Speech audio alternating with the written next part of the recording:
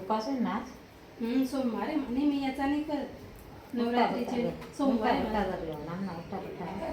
म्हणजे रात्री सोडायचा का? नाही काल दिवस सुट्टी आणि अष्टमी धरल्या आणि नवमी नाही अष्टमी धरते ना मी नवमीचे भवाण्या पुजतो आम्ही.